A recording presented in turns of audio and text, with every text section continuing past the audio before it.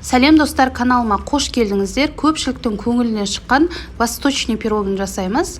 Жасау жолы өте қарапайым, дәмді болып шығады. Әсіресе шаймен жегенге өте жақсы пирогтардың бірі. Ол үшін ең алдымен қамырына бөлме температурасында тұрған сары майымызбен қантымызды жақсылап араластырып аламыз. Араластырып алғаннан кейін жұмыртқаны салып, тағы да кішкене араластырамыз. Араластырып болғаннан кейін онымен разрыхлителді осылай ситадан өткізіп алдым. Сонда қамырымыз піскенде жұмсақ болып пісетін болады. Онымызды ситадан өткізіп алғаннан кейін бірінші лопаткамен, сонымен қолымызбен жұмсақ қамыр илейтін боламыз.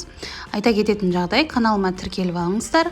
Қазақша футболка кішкене үлестеріңізді қосып, тіркеліп алсаңыздар, үнемі жақсы рецепттер салып отырамын. Осындай жұмсақ қамыр шығады. Қамырды теңде екіге бөліп алдым.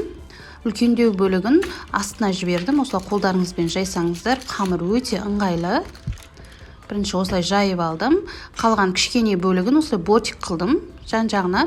Әрине өздеріңіздің қалауларыңыз, өздеріңізге қалай ыңғайлы, солай қамырларыңызды осылай жайып алсаңыздар болады.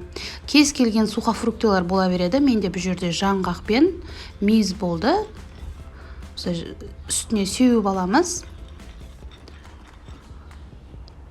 Сгущенканың да ең қоюын таңдай беріңіздер. Бұл жерде менде буренка, немесе тыржелание деген сгущенкаларда жақсы келеді бұл пирогқа.